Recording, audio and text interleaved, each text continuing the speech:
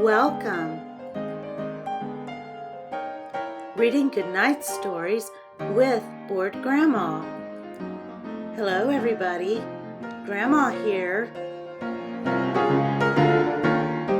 Are you ready for bed? Do you have your teeth brushed?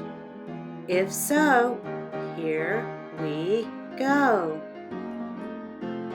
Tonight I'm going to read to you My Big Book of Fairy Tales by Peter Stevenson.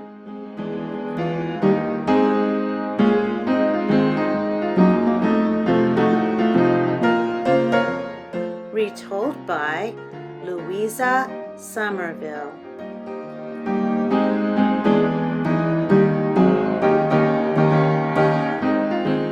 The Frog Prince.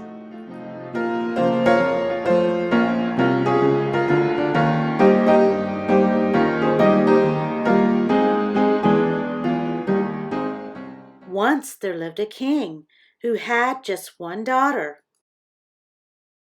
Since she was his only child, she wanted for nothing. She had a wardrobe bursting with fine clothes and a pony to ride. But for all this, the princess was lonely.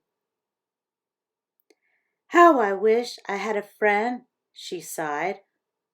On her birthday, the king gave her a present. "Happy birthday," he said. "Wow, thanks, Dad," said the princess. It was a beautiful golden ball.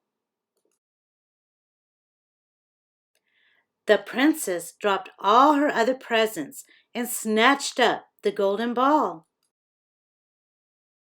Then she rushed out into the palace garden. There she played with the ball all day long, throwing it up into the air and catching it. She was so excited with her father's gift that she threw it higher and higher. All of a sudden, a gust of wind took the ball and lifted it right over the castle walls. "Whoops!" explained the princess. "I hope I haven't lost my precious present. I'd better look for it before someone else takes it." The princess dashed out of the castle in time to see the ball flying off towards the forest. She watched as the ball plopped into the pond and sank. "Oh dear, what shall I do?" she groaned. "I'll never get it back now." Just then there was a loud splash, and a frog jumped up onto a lily pad in the middle of the pond. "Arg! Get away from me, you nasty thing!" screamed the princess. Then, to her astonishment, the frog spoke to her. "I'll find your golden ball for you, but first you must promise to take me home with you and treat me kindly as a friend," he croaked. "All right then, warty," said the princess rudely. She desperately wanted her ball back. The frog dived down to the bottom of the pond, and sure enough, up he came with the golden ball clamped between his clammy fingers. But when he gave the princess her ball, she jumped up and ran off with it. "Wait!" croaked the frog. "Take me with you as you promised you would." "Not likely," shouted the princess. "You're far too ugly." And the princess ran home as fast as her legs would carry her. She dashed through the castle gate and slammed it behind her. "That's the last I'll see of that vile frog, I hope," she muttered to herself. The princess rushed to tell her father what had happened. "I lost my ball, and to get it back, I had to promise a rotten old frog I'd be his friend, she told the king. You must keep your promise, said the king. The princess couldn't believe her ears. But it's my birthday, she cried, and he's really ugly and covered in warts. You have made a promise, and you must keep it, said the king. At that moment, a croaking noise could be heard coming from outside the castle gate. Let me in, croaked the frog. But the princess just rolled her eyes and crossed her arms. You must let the poor fellow in, the king insisted. Reluctantly, the princess went down to the gate and opened it. Immediately, the frog hopped up to her and looked her straight in the eye. To show that we're friends, he said, let me sit beside you at your birthday party and share your birthday treats. I'm not sure, said the princess. But before she had finished speaking, the frog had hopped past her and was making his way towards the dining hall. The princess was very unwilling to let the frog join in her birthday party.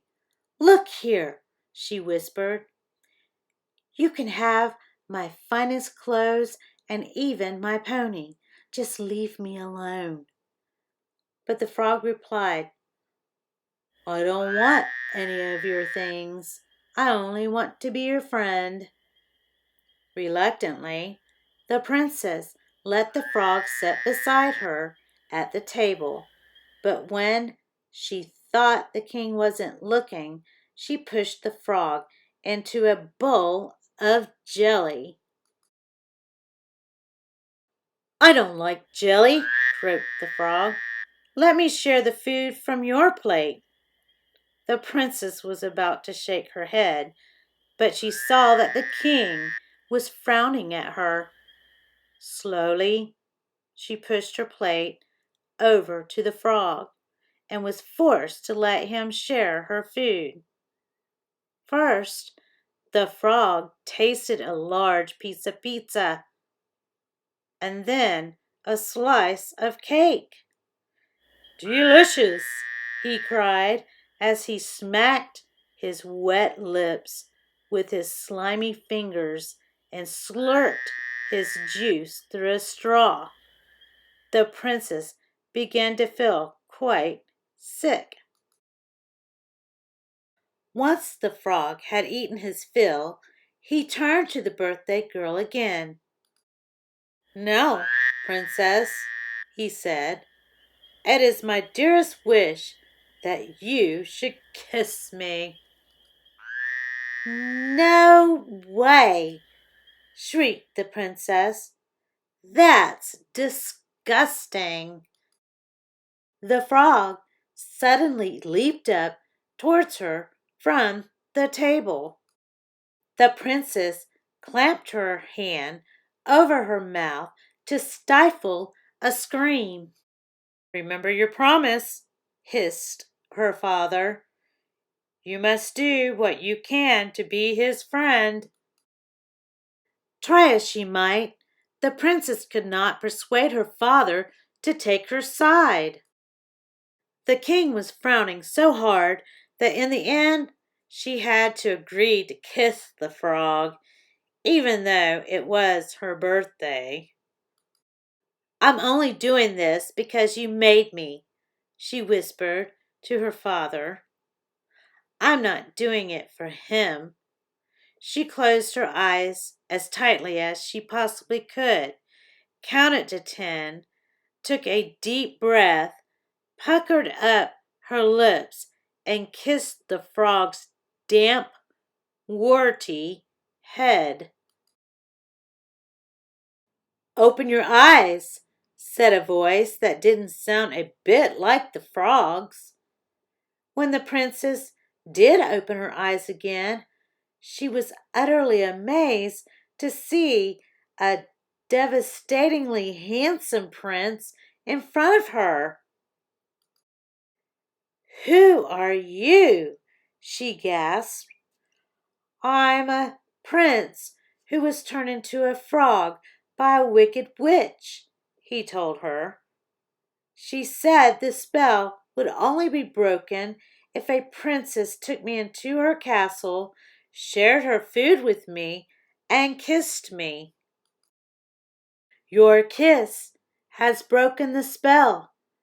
You are the loveliest girl I have ever seen in my life," the prince continued, "and now I would like to marry you." The princess felt very ashamed for treating the prince so badly when he had been a frog. He looked so kind and friendly and handsome now that he was human. "All right then," she said, "if Dad doesn't mind, and if you can forgive me for being so rude, I'll marry you." They rushed to tell the king, who was delighted at the news, and the couple was married with great joy the very next day. In due course, the princess and the frog prince had lots of children, and they all lived happily ever after. The children played in the castle garden every day, and it came as no surprise that their favorite game turned out to be leapfrog.